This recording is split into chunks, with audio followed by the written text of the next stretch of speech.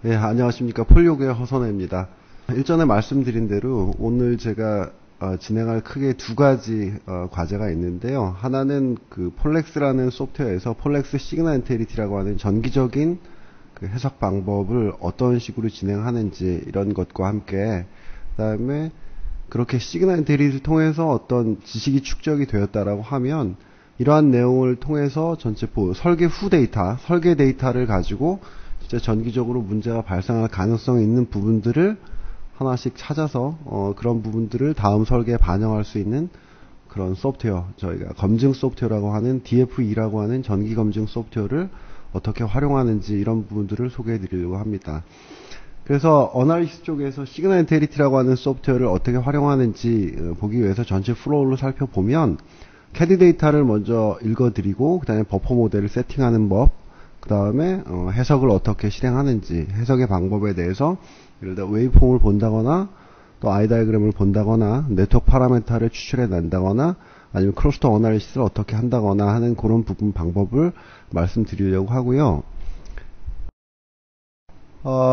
설계 데이터를 읽어드리는 방법은 저희 아시다시피 폴렉스 PCB는 CAD 비오입니다. 그래서 기본적으로 설계 인터페이스 데이터를 다 받아왔기 때문에 설계 데이터를 통해서 별도의 인터페이스 자체를 할 필요는 없습니다. 그래서 폴렉스 바이너리 파일인 PDB 파일을 읽어드리고 나면 전체적으로 그 안정적인 CAD 인터페이스 자체를 기본적으로 제공하고 있기 때문에 CAD 데이터를 리딩하는데 전혀 문제 없습니다. 예, 그리고 저희는 이제 그 라이브러리를 다른 해석 툴하고는 좀 별개로 통합 라이브러리를 사용하고 있습니다. 그래서 해석 방법도 여러 개가 있겠지만은 그 모든 해석 방법을 저희가 한꺼번에 라이브러리 자체가 다 지원하고 있기 때문에 단순하게 시그널 엔테리티 뿐만 아니라 전기적인 해석뿐만 아니라 보드에 대한 열적인 해석, 그 다음에 3D 데이터를 통해서 실제 PCB의 3차원 입체 형상과 그것들을 기국 헤드 데이터로 출력을 하는 것을 기반으로 해서 실제 케이스와 실제 PCB상의 그 간섭을 통해서 예를 들어 부품이 터치되는 부분이 없는지 하는 이런 부분까지 같이 할 수 있고요. 그래서 저희의 라이브러리 개념은 단순하게 전기적인 어떤 특성만을 담고 있는 것들이 아니라 하나의 설계 플로우, 그 제품을 만들어내는 설계로부터 생산까지 필요한 모든 라이브러리를 다 담고 있습니다. 그래서 회로도에 필요한 그 스키매틱 로직 심볼, 그 다음에 PCB 설계에 필요한 푸프린트, 그 다음에 3D 데이터, 패키지 지오메트리를 말하는 거죠. 그 다음에 일렉트리컬 어널리시스에 필요한 IBS 데이터, 그 다음에 열적인 모델, 이런 것까지를 다 포함하고 있습니다. 그래서 그 기반 하에 그런 것들을 이용해서 시그널 엔테리티를 하게 되면 얼마만큼 편하게 되는지 이런 부분들을 한번 설명을 드리려고 합니다. 다음에 저희가 일렉트리컬 라이브러리를 갖고 있다고 할 때 이 통합 라이브러리에 어떻게 집어넣는지, 또 세팅을 어떻게 하는지, 또 이렇게 됐을 때 다른 툴하고 비교해서 얼마만큼 쉬운지 이런 부분들의 주안점을 맞춰 설명드리려고 합니다. 예, 준비가 다 됐으면 설계 데이터 읽어드렸고 버퍼 모델을 세팅되었으면 다른 별도의 동작 없이 일렉트리컬 어널리시스를 진행할 수 있겠죠. 그래서 그런 것들을 통해서 전체 보드에 대해서 특정한 넷에 대해서 예를 들어 웨이브 폼을 본다거나 또는 아이 다이그램을 추출해서 시그널의 어떤 그 퀄리티 자체, 설계가 어떻게 잘 되었는지를 볼 수 있다거나 그러한 그 시그널 자체의 네트워크 파라미터를 뽑아서 SY, Z 파라미터를 추출해서 향후에 다른 곳에 이용한다거나 하는 이런 동작을 진행할 수 있도록 할 수 있게 되어 있습니다.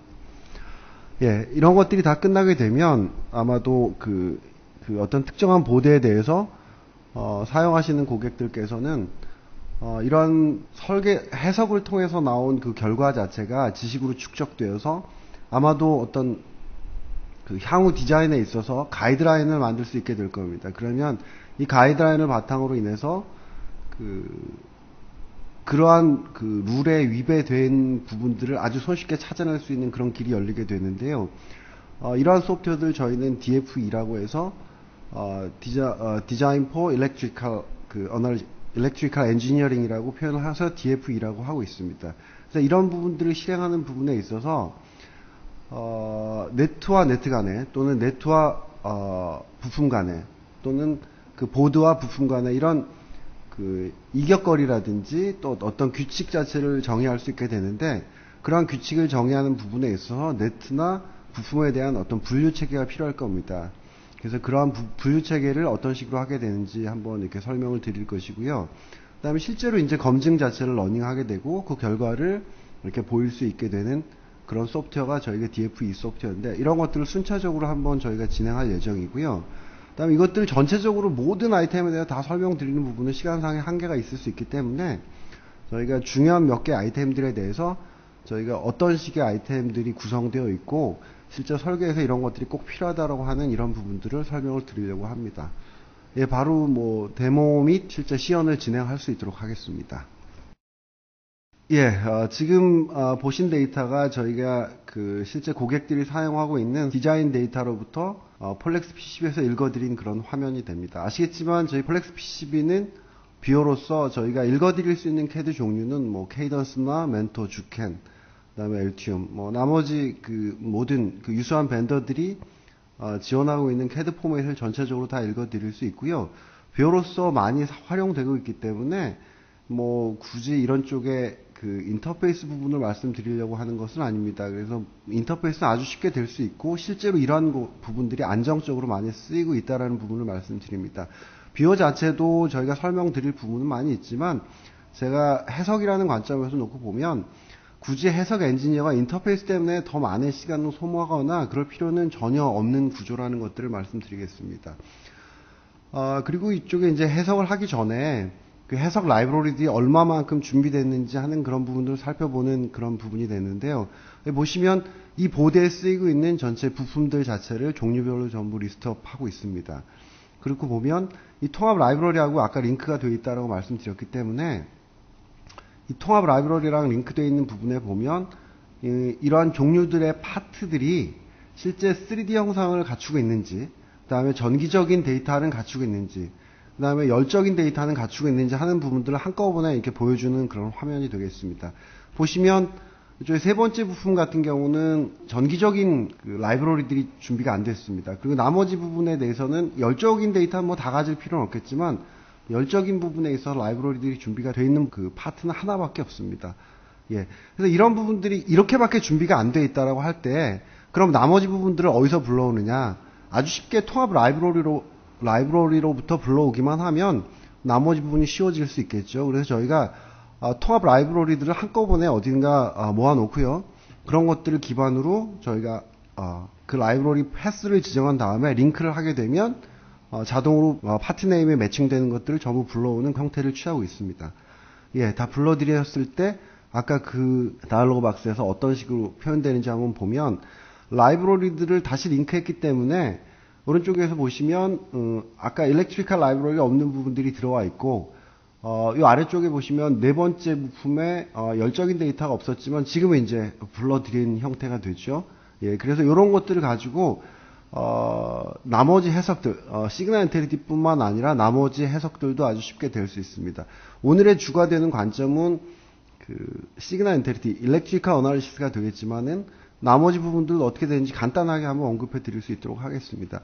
이 전체 보드에 대해서 그 통합 라이브러리와 링크가 되어 있기 때문에 제가 이런 식으로 아까 라이브러리들이 전부 불러져 왔으니까 3D 패키지 라이브러리가 있다라고 하면 이와 같은 형태로 전체 보드에 들어가는 파트들을 전체 3D 영상으로 볼 수가 있겠죠. 예, 그렇게 되니까 이제 탑과 바텀에 대해서 이 모든 것들이 보일 수 있게 되고요. 그 다음에 이것들을 가지고 전체 스텝 데이터로 출력해서 기구 CAD 소프트웨어에서 이것들을 활용해서 부품과 외장 케이스 간의 간섭 체크를 충분히 가능한 그런 기능을 제공하고 있습니다.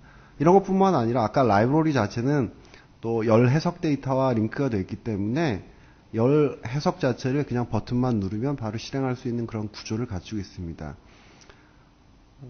보시면 열적인 어떤 파워가 인가된 그런 부품에 대해서 폴렉스 서머리라고 하는 소프트웨어에서도 이와 같은 형태로 아주 쉽게 그 열 해석한 결과 자체를 보일 수 있고요. 보시면 이제 그 각 열적인 파워가 어사인 되어 있는 부품을 기준으로 열이 보드를 타고 어떤 식으로 전달이 돼서 흘러가는지 하는 그런 부분들을 보이고 각 부품을 통해서 보드에 전달된 온도를 계산하는 열 해석도 아주 쉽게 되어 있습니다. 예, 오늘이 주가 되는 부분은 시그널 엔테리티이기 때문에 이런 시그널 엔테리티 부분 자체도 버퍼 모델이 준비되면 바로 실행을 할 수 있게 되겠죠. 그래서 보면 어널리시스 밑에 시그널 엔테리티라는 메뉴가 있고 전체 해석을 위한 어떤 그 조건, 어널리시스 컨스트레인 자체가 준비되어 있습니다. 그래서 크로스톡 어널리시스를 하기 위한 파라메타, 그 다음에 그 웨이폼이나 네트워크 어널리시스를 하기 위한 파라메타, 그 다음에 기본적으로 저희가 폴리오그 스파이스라고 하는 스파이스 엔진을 쓰고 있기 때문에 스파이스 엔진 자체에 대한 세팅, 그래서 스파이스 러닝 컨트롤 파라메타 자체를 세팅할 수 있는 부분이 있고요. EM 솔버 자체를 컨트롤할 수 있는 파라메타도 있고요. 그 다음에 I 다이그램을 추출한다고 하면 랜덤 펄스를 얼마만큼 발생시켜서 I 다이그램을 추출할 수 있는지 이런 부분도 이쪽에서 기본적으로 전체 환경 자체를 세팅할 수 있도록 되어 있습니다. 예, 또 다른 메뉴로 준비되어 있는 것들은 실제 어떤 그 피지컬한 스택업 구조상에서 예를 들어서 1번 층에 예를 들어 0.5라고 하는 두께를 가진 그 시그널이 트레이스가 존재한다고 하면 실제 이것에 대한 임피던스를 계산하는 그런 소프트웨어를 갖추고 있습니다. 기본적으로 제공하는 것인데요. 여기 보시면 그 0.3이라고 아까 0.3이라고 하는 0.5라고 하는 그 트레이스 위드스를 갖고 있는 것에 대한 파라미터를 뽑아주게 됩니다. 그래서 각 그 주파수 대역별로 여기는 지금 제가 그 주파수의 그 변동 자체를 그 스윗 타입 자체를 좀 바꿔서 다시 실행해 본다라고 하면 예. 리니어한 형태로 리니어한 주파수 변동이 있을 때 실제로 이제 그 파라메타 값들을 보면 실제 주파수가 100MHz부터 1GHz까지 변화될 때 그 뭐 여러 가지 파라메타들에 대한 그 결과값 자체를 보이고 있고요. 특성 임피던스를 표시해주고 있는 그런 기능들이 있습니다. 그래서 그 어떤 그 전체 레이어에 대해서 1번, 2번, 3번, 4번 그 피지컬 레이어 상에 존재하는 어떤 특정한 그 패턴 폭에 대한 그 일렉트리컬 그 파라메타 값 자체를 추출하는 기능이 있고요. 다음에 거꾸로 이제 반대로 그 특정 임피던스를 매칭하기 위한 가장 아이디어한 옵티마이즈 된 그 트레이스의 폭은 얼마나 될지 하는 그런 부분들을 이쪽에서 표시해 줄 수 있습니다. 계산해 주는 기능이고요. 예, 거꾸로 이번에는 타겟 임피던스 65옴에 매칭되어 있는 트레이스 위드스는 얼마나 되는지 하는 것들을 보면 0.15라고 하는 그런 결과가 나와 있습니다. 예. 그 스택업 자체가 먼저 디파인 됐으면 이런 것들이 가능하고요. 다음에 이제 시그널 엔테리티라고 하는 쪽에서 보면 여러 개의 시그널 네트들을 전부 리스트업해서 필요한 네트들에 대해서 저희가 어널리시스 해보는 그런 소프트웨어 기능을 제공하고 있습니다.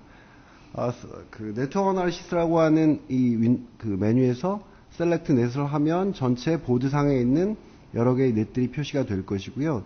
그 중에서 제가 어드레스 라인 제일 첫 번째 것들을 실행해 볼 수 있도록 하겠습니다. 버퍼 모델이 다 준비가 되어 있기 때문에 굳이 별도의 작업이 필요 없고요. 인풋 시그널 자체를 사용자가 직접 제작해서 넣는 것들도 가능하고요. 디폴트 값으로 있는 것들을 가지고 제가 실행을 해볼 수 있도록 하겠습니다. 디바이스 모델은 중간중간에 필요한 것들이 아까 다 세팅이 되어 있고 그 IO 모델에 대해서는 그것들을 드라이버로 쓰든 리시버로 쓰든 커스터머 셀렉트해서 사용할 수 있습니다. 예, 일단 웨이브 폼 어널리시스를 한번 실행해 볼 수 있도록 하겠습니다. 예, 결과값 자체가 표현이 되죠. 그래서 U102의 AD17번 그 핀에서 발생한 신호 자체가 실제로 각 그 리시버 단에 어떤 식으로 전달되는지 하는 그런 부분들을 보이게 되는 그런 이제 기능을 갖추고 있고요. 그것들에 대해서 결과값 자체를 테이블 드라이빙 형태로 표현해주고 있는 그런 그림입니다. 다음에 이번에는 같은 넷에 대해서 실제 아이 다이그램을 한번 추출해 볼 수 있도록 하겠습니다. 아까 랜덤 펄스 자체를 30개를 저희가 부여했을 때 30개 자체의 랜덤 펄스 자체를 인가했을 때 실제 아이 다이그램이 어떻게 표현되는지 하는 그런 부분들을 보이게 되고요. 예. 그 아이 마스크에 대해서 저희가 뭐 이런 식으로 각 영역에 대해서 폭을 좀 키워보도록 하겠습니다.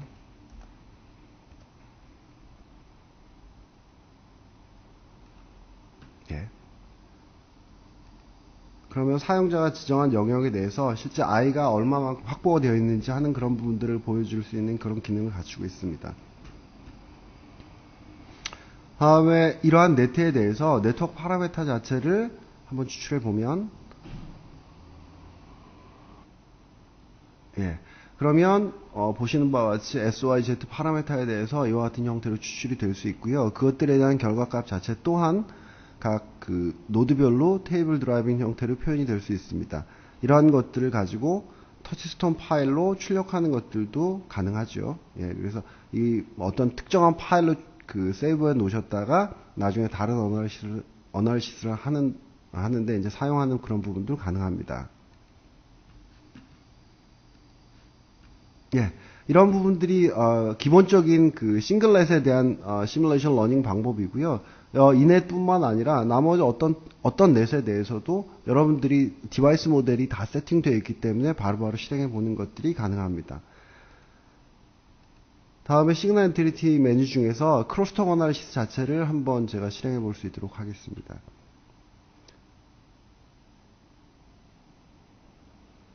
아시다시피 그 크로스톡이라고 하는 것들은 그 하나의 가만히 있는 그 내 주변에 있는 그 나머지 시그널 패턴들에 대해서 신호가 유기됨으로 인해서 그 신호선에 의해서 유기되는 그 불필요한 어떤 그 전류의 흐름이죠. 그래서 저희가 그 셀렉트하는 어떤 것들을 기본적으로 저희가 quiet net이라고 보고 주변에 유기되는 어떤 주변에 흐르는 전류로 인해서 발생하는 잡음들을 해석하는 것이기 때문에 저희가 실제 커플링이 얼마만큼 되어 있는지 하는 그런 부분들을 전체 넷에 대해서 다 찾아줄 수 있는 기능이 있습니다. 그래서 커플링 구간이 많다는 얘기는 상대적으로 노이즈가 발생할 가능성이 크다는 것과 같죠.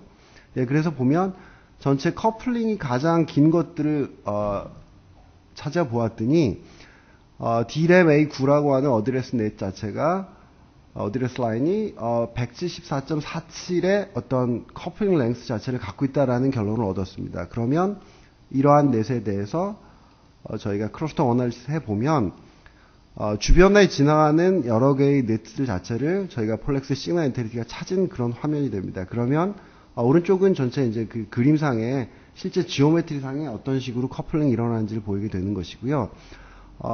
사용자 임의로 예를 들어 이런 부분들은 굳이 크로스톡 어널리시스 할 때 필요 없겠다라고 생각하는 그런 부분들은 하나씩 빼가면서 이렇게 실행하는 것들도 가능합니다. 그렇지만 기본적으로 한번 다 있는 상태로 저희가 크로스톡 어널리시스를 실행해 볼 수 있도록 하겠습니다.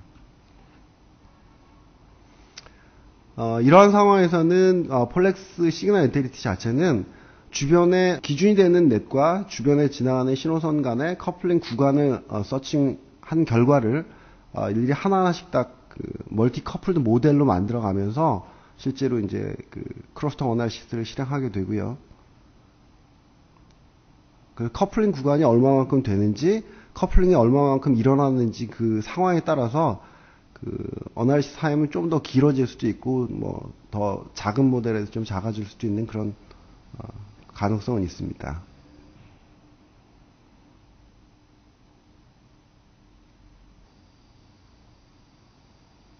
예. 보시면 전체적으로 보면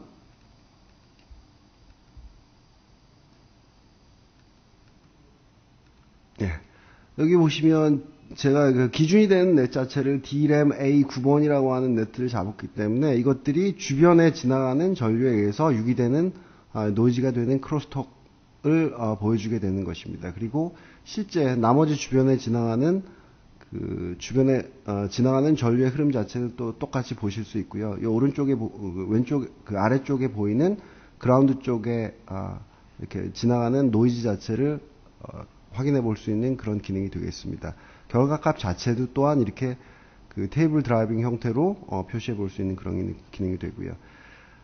예, 이것으로 폴렉스 시그널 엔티티에 쓰이는 그런 기능 자체는 마치겠습니다. 제가 여기서 말씀드리고자 하는 것들은 시그널 엔티티라고 하는 것에 각 뭐 딜레이라든지 리플렉션이라든지 크로스톡의 뭐 오버슛, 언더슛 이런 개념을 말씀드리려고 하는 게 아니라 이런 부분들이 추출해내는 데 있어서 다른 어떤 소프트웨어보다 좀 편하게 통합 라이브러리를 이용해서 하나의 통합 그 커먼 어플리케이션에서 여러 가지 해석들을 하면서 특히나 시그널 엔티티라고 하는 측면에서 얼마만큼 편하게 그러한 해석을 실행할 수 있는지 하는 그런 부분들을 보이려고 했던 그런 사례에 해당합니다. 예, 다음에는 이것들을 활용해서 그 실제 검증 자체를 어떤 식으로 하는지 하는 검증 솔루션 자체를 소개해 드릴 수 있도록 하겠습니다. 예, 다음은 폴렉스 DF2라고 하는 전기적인 어떤 검증 모듈을 소개해 드리려고 합니다. 폴렉스 DF2는 그 이전에 아까 그 시그널 인테리티 같은 소프트웨어를 통해서 또는 나머지 어떤 여러 가지 뭐 저희 소프트웨어뿐만 아니라 나머지 소프트웨어를 써서 사용자가 어떤 특정한 그 어떤 지식을 많이 갖고 있다라고 해서 할 때 그런 것들을 향후 디자인에 그렇게 설계되어 있는지 되어 있지 않은지를 가늠해서 볼 수 있는 그런 기능이 되는데요. 기본적인 인풋 자체를 먼저 세팅을 해야 됩니다. 그래서 보면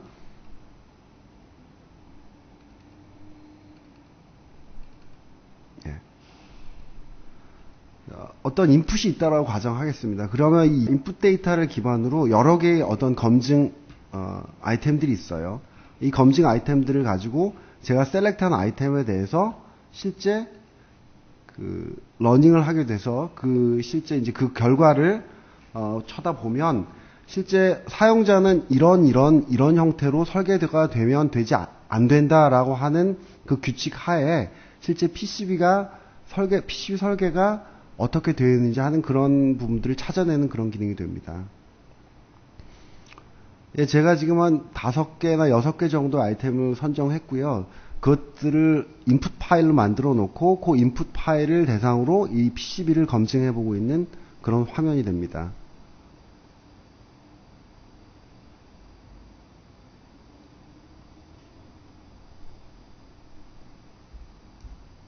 예, 점검이 다 끝났습니다. 그러면 그 인풋이 어떻게 됐는지 모르지만 실제 결과는 여기서 보시면 예, 설정하고 그 검사를 시작한 이후로 그 몇 개의 에러가 났는지, 예를 들어서 저 같은 경우에 이제 그 complete shield라는 아이템에 대해서 2개의 에러가 발생했고요. 예. 그 다음에 return pass라고 하는 항목에 대해서 7개의 에러, 그 다음에 나머지 제가 돌린 요 세 번째, 네 번째 항목에 대해서는 에러가 발생하지 않았죠. 그 다음에 네 번째 에러는 2개가 발생했습니다. 뭐 다섯 번째가 2개고요. 여섯 번째 항목은 63개 에러가 발생했으면 각 항목이 어떤 에러를 발생하고 있는지 한번 제가 설명 한번 드릴 수 있도록 하겠습니다. 이 아이템은 뭐냐면 이 쉴드, 그 어떤 특정한 그 네트들 자체, 특정한 패턴 자체는 전기적으로 문제가 될 수 있기 때문에 그 전체 쉴딩을 하라는 항목이었습니다. 인풋 아이템들을 한번 보시면 이 항목입니다.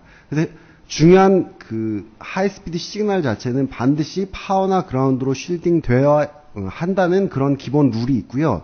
그 인풋 항목에서 보시면 여기 클락넷이라고 하는 네트들 자체는 반드시 그라운드로 분류가 패턴에 의해서 쉴딩이 되어야 하고, 이러한 클락넷 자체는 반드시 0.7이라고 하는 거리 내에 있는 그라운드 패턴들이 존재해야 된다라는 것이고요. 그것들을 우리가 쉴딩으로 본다는 것이고, 전체 패턴 길이의 80% 정도는 그 쉴딩이 되어야지만 전기적으로 문제가 없다라는 인풋 조건에 대한 그런 결과입니다.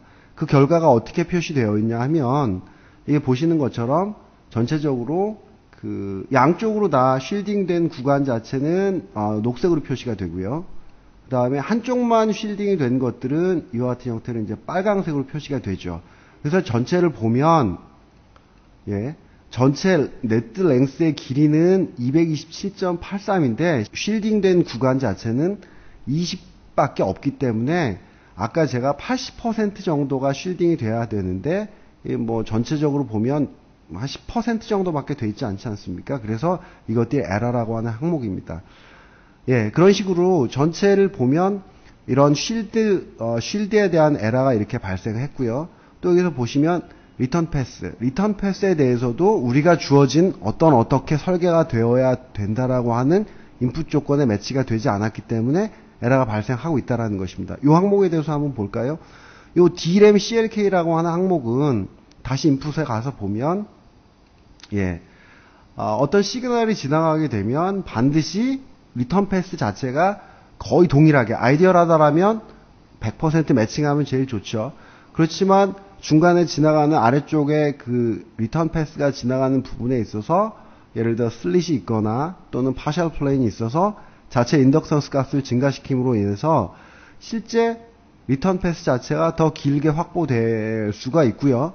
너무 길어지면 이게 문제가 된다라는 거죠. 신호선에 왜곡이 발생한다라는 의미고, 그러면 요 인풋 항목의 의미를 따져보면 클락이라고 하는 클락으로 분류된 이러한 네트 그룹들 자체는 이 그라운드 패턴 자체를 리턴 패스로 활용할 수 있고, 리턴 패스의 길이는 전체 시그널에 비해서 100에서부터 110% 정도 안에 들면 유효한데, 실제로 그거보다 더 긴 리턴 패스가 확보가 되면 이것들이 문제가 된다라는 항목이고요. 그 결과값 자체가 어떻게 표시됐냐면, 이 D램 클락이라고 하는 것들 자체는 아까 실제 네트 랭스는 38.948인데 리턴 패스 자체는 40.8이기 때문에 실제 결과는 104%니까 이건 문제가 없다라는 거죠. 그래서 패스 항목이고요. 요 아래쪽에 보시면 이제 색깔이 좀 다르게 하늘색으로 표시된 4개의 항목은 문제없이 표시가 되었다라는 것이고, 페일이난 항목을 쳐다보면 여기 보시면 오른쪽에 보시면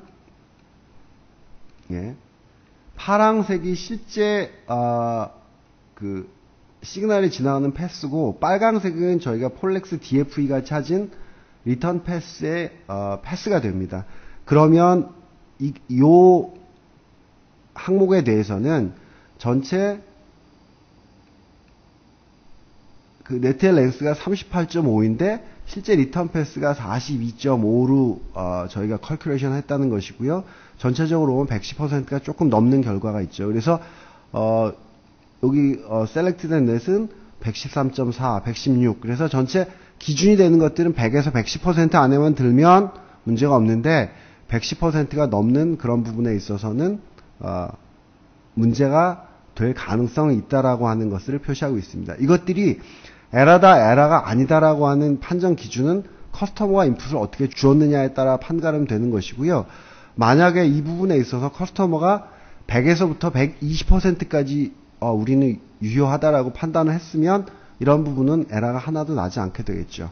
이런 식으로 저희가 검증을 하는 것이 DFE라고 하는 어떤 툴의 기본 목적이고요. 이 DFE라고 하는 툴 자체는 전체적으로 툴을 띄우고 요 나머지 부품을 분류하는 항목이라든지 각 항목 자체를 하나하나 세팅해 가면서 체킹할 수 있습니다. 그래서 어떤 이렇게 전기적으로 충분히 이런 것들을 숙지하고 있는 사람이라면 요 인풋 항목을 만드는 사람이 있을 수 있겠습니다. 그래서 보면 여기서 보시면 각 항목에 대해서 하나하나를 세팅하는 분들이 계시다라고 하면 그분들은 인풋 항목을 만들고 나머지 분들은 모든 보드에 대해서 보드를 불러드리고 인풋 항목을 로딩해서 바로 그냥 실행을 하면 그 결과값 자체를 따로 아까 보셨듯이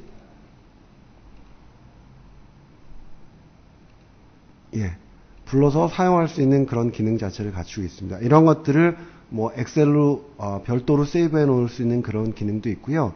오늘 제가 설명을 드리고자 하는 그런 부분들은 이러한 것의 오퍼레이팅 방법하고 각 항목이 어떤 항목이 있는지를 설명해 드리려고 합니다. 그래서 그 항목 자체를 또 여기 항목도 되게 많기 때문에 모든 항목을 다 설명드리기는 어렵고요.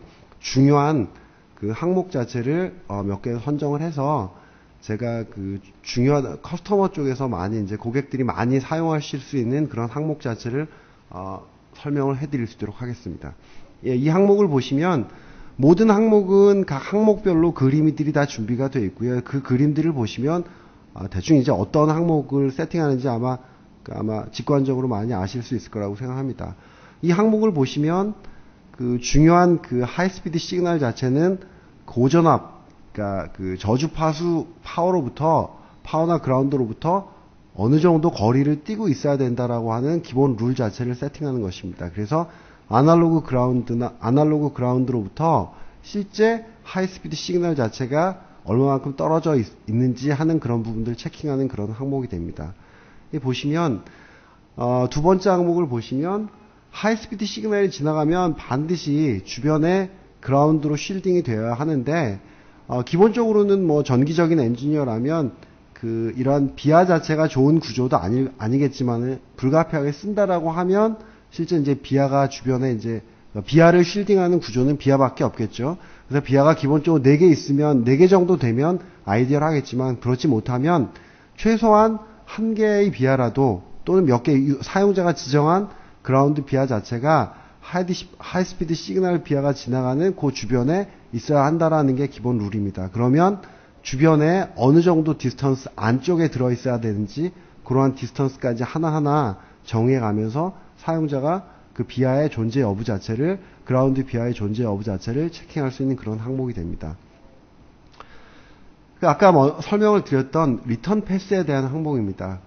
그 시그널이 하이스피드 시그널이 지나가면 반드시 동일한 리턴 패스 자체가 형성이 되면 좋겠지만 이와 같은 형태로 파워나 안쪽에 그라운드 자체가 분리가 되면 이러한 스플릿 그라운드를 통해서 인덕턴스 값들이 증가가 되게 되고 인덕턴스 값의 증가는 그 하이스피드 시그널 인테리티 측면에서 보면 그 인덕턴스 값 자체를 높은 쪽을 피해 다닌다라고 하는 측면에서 보면 이러한 그 리턴 패스 자체를 아주 길게 만드는 그래서 신호선 자체를 문제가 있게 만드는 그런 것이 되기 때문에 그러한 것들이 그 실제 파워나 그라운드가 어떻게 설계가 되어 있는지 이런 스플릿 플레인은 없는지 이런 부분들을 체킹하는 그런 항목이 됩니다. 그래서 이 부분은 단순하게 지오메트리컬하게 실제 스플릿 플레인이 있으면 그 부분을 체킹해 주는 아이템이 되고요. 또 다른 항목이 리턴 패스라고 하는 항목이 있는데 이 부분은 다음 항목에 설명을 드릴 수 있도록 하겠습니다. 다음에 하이스피드 시그널이 지나가면 주변에는 반드시 비하나 일반 시그널에 비하나 이런 것들이 오지 않았으면 좋겠다라고 하는 항목입니다. 그래서 어느 정도 거리 안에 주변에 지나가는 다른 시그널 비하가 있다라고 하면 그런 것들을 찾아서 문제가 될 수 있다라고 하는 것들로 표현해 줄 수 있는 그런 항목이 됩니다. 아까 설명드렸던 컴플릿 쉴드 항목입니다. 그래서 모든 하이스피드 시그널 자체는 쉴딩이 되어 있으면 참 좋은데 이러한 쉴딩이 정상적으로 되어 있는지 저희가 말하는 쉴딩은 한쪽 면만이 아니라 양쪽 그 시그널 전류 패스상의 양쪽 모두가 다 그라운드로 막혀 있는 그런 구조를 그 쉴딩이라고 하는데 이런 쉴딩 구조가 적절하게 이루어져 있는지 하는 그런 부분을 체킹하는 겁니다. 그리고 아까 요 리턴 패스라고 하는 항목은 아까 세 번째 보셨던 요 항목은 아까 제가 설명드릴 때 지오메트리컬하게 파셜 플레인이 있는지 없는지 자체를 체킹하는 것이라고 하면 리턴 패스 항목은 실제 그 시그널의 길이와 리턴 패스를 그 계산한 리턴 패스가 상대적으로 어느 정도 비율 안에 들어있는지 하는 것들을 가지고 점검을 하는 항목에 해당합니다. 그래서 시그널을 기준으로 전체 리턴 패스의 길이가 뭐 100%, 120%, 130% 이렇게 되는 그 비율 자체를 체킹해서 사용자가 지정한 대로 그것들을 에러로 분류하거나 그렇지 않은가 하는 그런 항목입니다. 디퍼런셜 페어에 대한 항목입니다. 디퍼런셜 페어 자체는 그 시그널 자체를 안정적으로 보낼 수 있고 시그널 측면에서 상당히 좋은 그 설계 방법이죠. 그렇지만 또 설계 자체가 상당히 어려운 부분도 있습니다. 길이도 매칭시켜야 되고요. 또 일정한 부분 안에 거리상의 두 개의 신호선 자체가 달려야 하기 때문에 이러한 부분에 있어서 그렇게 설계가 되어 있는가 또 그렇지 않은가를 점검해내는 항목입니다. 디퍼런셜 페어의 넷 자체를 설정을 한 다음에 이러한 부분들 자체가 어느 일정한 거리상에 두 개가 항상 존재하고 있는지 그리고 그 비율은 전체 네트 길이에 비해서 어느 정도가 되는지 하는 그런 부분들을 체킹해보는 항목이고요. 단순하게 그 두 라인 사이의 거리만을 체킹하는 게 아니라 하나하나의 별개의 개별 넷에 대한 두께라든지 패턴 폭이라든지 그 패턴 폭이 유지되는 길이까지도 점검해내는 항목이 되고요. 세 번째 항목은 그 디퍼런셜 페어 또한 일정한 부분에 중요한 넷이고 쉴딩이 되어야 하기 때문에 그런 쉴딩 구조는 정확하게 이루어졌는지 하는 그런 분들의 항목이 됩니다. 일반 네트에 대한 항목입니다. 일반 네트에 대해서도 시그널 인테그리티 측면에서 보면 가장 많이 쓰일 수 있는 항목인데 시그널과 시그널 패턴으로 분류된 하나의 그룹과 또 다른 그룹 간에 또는 하나의 같은 그룹 간에 예를 들어 어떤 이격거리를 가지고 있는지 네트의 클리어런스 자체를 체킹해내는 항목이고요. 이러한 부분들은 디자인 룰 체커에서도 CAD 툴에서도 지원이 되겠지만 좀 더 복잡한 어떤 그룹 설정을 해놓은 이후로 그러한 패턴 그룹과 또 다른 패턴 그룹 간에 서로 다른 이격거리를 가지고 그 검사를 할 수 있는 그런 항목에 특정한 의미를 갖습니다. 예, 이 항목은 아마도 많이 쓰실 텐데 불필요하게 설계상에서 설계제 오류로 인해서 불필요한 시그널이 발생하는 이 스터브 자체를 체킹해내는 것입니다. 그래서 작은 스터브가 아니라 사용자가 지정한 스터브의 길이보다 더 긴 부분이 있다라고 하면 저희가 전체 설계된 보드를 뒤져서 이러한 구조가 있는 그런 부분들을 찾아내게 됩니다. 이러한 스터브는 전기적인 엔지니어들은 모두 아시겠지만 어떤 그 안테나 역할을 함으로 인해서 향후에 EMI 문제를 아주 크게 발생할 수 있기 때문에 이런 부분들은 사전에 제거해 주면 좋겠지만 이 설계자가 뭐 마우스를 몇 번 잘못 클릭하는 것일 수도 있고 또 의도하거나 의도하지 않거나 이게 또 나올 수 있는 그런 부분의 항목이기 때문에 반드시 점검해야 되는 항목에 해당합니다. 이러한 패턴에 대한 그 어떤 스터브 형태 말고요. 이 BR을 쓰면서도 실제로 스터브 형태가 발생할 수 있습니다. 그래서 이렇게 프루비아가 아닌 이게 중간에 그 이너레이어만 사용하는 그러한 비아 형태에서 나머지 부분은 그 불필요한 구조가 되고 이게 안테나 역할을 할 수 있기 때문에 혹시라도 이런 구조가 없는지 이런 부분들은 아마 폴렉스 DF에서 찾아주게 되는 그런 기능이 되고요. 뭐 생산 측면에서 또 안쪽에만 들어가는 버리드비아나 이너비아 같은 경우가 좀 비싸긴 하겠지만은 이런 부분들을 그 사용하는 것들이 훨씬 더 전기적인 측면에서는 유리하게 됩니다. 그래서 이 항목은 이런 안테나 비아 자체를 체크해 주는 항목이 됩니다. 예, 이 항목은 시그널 자체가 패턴이 지나가다가 패턴의 폭이 감소하거나 또는 굵어지거나 이런 항목인데 이러한 부분들은 전기적으로 보면 임피던스 값에 큰 변화를 일으키게 되기 때문에 어떤 전류라는 측면에서 바틀렉을 일으킬 수 있습니다. 그래서 특정한 어떤 패턴 폭 자체를 패턴의 변화 자체도 체킹할 수 있고요. 패턴 자체가 너무나 작은 패턴을 사용하고 있는지 뭐 이런 부분들을 체킹하는 패턴 폭에 대한 사용자 지정으로부터 그 일정한 범위 안에 있는 그런 부분들 체킹해야 되는 항목이 됩니다. 예, 그 시그널 엔트리 측면에서 보면 비아는 임피던스 아까 그 패턴 폭의 변화만큼이나 임피던스의 변화를 가진 항목이 비아이기 때문에 비아를 가능하면 사용하지 않는 게 좋지요. 그렇지만 비아를 불가피하게 사용할 수밖에 없고요.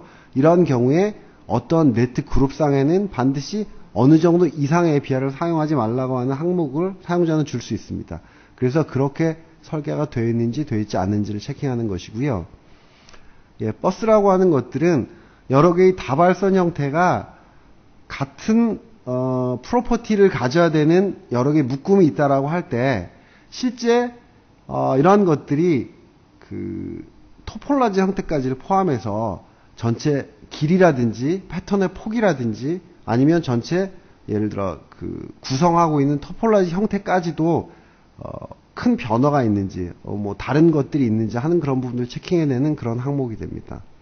요 항목은요 그 시그널 측면에서 필터를 많이 쓰게 되고 있는데 하이 패스 필터, 뭐 로우 패스 필터, 밴드 패스 필터 뭐 이런 여러 가지 필터를 쓰게 될 때 어떤 특정한 넷에 특정한 필터가 사용해야 된다라고 하는 룰이 있으면 그러한 것들이 사용되었는지 사용되어 있지 않는지 하는 그런 부분을 체킹해내는 항목이 되겠습니다. 예, 전기적인 측면에서 보면 어떤 특정한 부품 자체는 예를 들어 다른 시그널에 상당히 동작 자체가 나쁜 영향을 미치게 될 수 있는 부품이 있을 수 있습니다. 예를 들어서 그 열이 되게 많이 나는 부품 자체는 전기적으로도 다른 그 시그널에 나쁜 영향을 미칠 수 있게 되겠죠.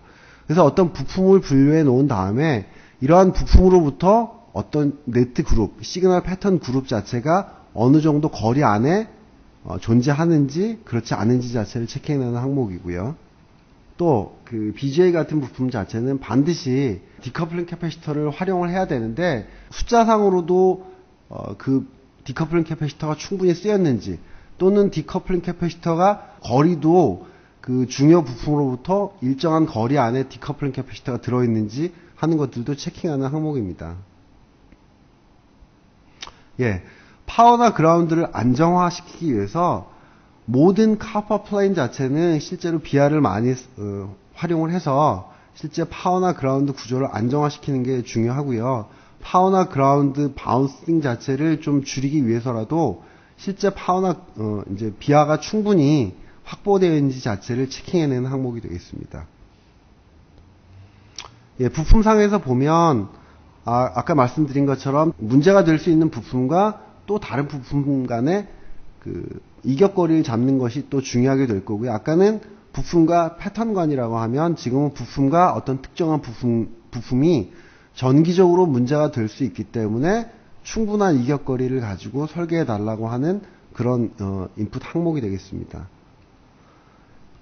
예, 이 항목은 어떤 체킹 항목이냐면 실제 보드는 그 내층으로부터 막 방사 노이즈 자체가 많이 나오기 때문에 이 유기된 방사 노이즈 자체는 그 보드의 내층으로부터 표면을 타고 일어나서 그 위쪽의 탑이나 바텀 쪽으로 그 방사 노이즈 자체를 방출시키게 됩니다. 이런 경우에 그러면 중요하고도 취약한 부품 자체가 실제 보드 아웃라인으로부터 어느 정도 안에 존재한다라고 하면 이런 부분들이 EMI의 문제가 충분히 문제가 될 수 있기 때문에 보드 아웃라인으로부터는 시그널이건 부품이건 충분한 그 이격거리를 두고 중요 부품들은 안쪽으로 배치되어 있으면 좋겠다라고 하는 룰이고요. 실제 중요한 우리가 설정한 부품 그룹이 보드 아웃라인으로부터 얼마만큼 보드 안쪽으로 배치가 되어 있는가 또는 그렇지 않은가를 체킹하는 항목입니다. 좀 전에 말씀드린 항목과 같이 이번에는 시그널 패턴이 보드 아웃라인으로부터 얼마만큼 안쪽으로 충분히 배치되어 있는가 그렇지 않은가를 체킹하는 항목이 됩니다. 예, 제가 말씀드린 것으로 일단 전체 DF2라는 항목에 중요한 아이템들이 설정되어 있는 것들은 다 설명을 드렸고요. 나머지 항목에 대해서도 시간 관계상 다 설명을 드리지 못하겠지만은 실제 필드에서 사용되는 많은 중요한 항목들이 이쪽에 세팅이 되어 있습니다. 그래서 시간 관계상 여기서 마치고요. 예, 설정 자체를 인풋 창과 결과 창, 그 다음에 러닝 코어 자체가 분리가 되어 있기 때문에 아주 경제적인 방식으로 전기적인 그 설계 룰 자체를 검증해낼 수 있는 소프트웨어가 스폴렉스 DF2라는 말씀을 드리겠습니다. 이상입니다. 감사합니다.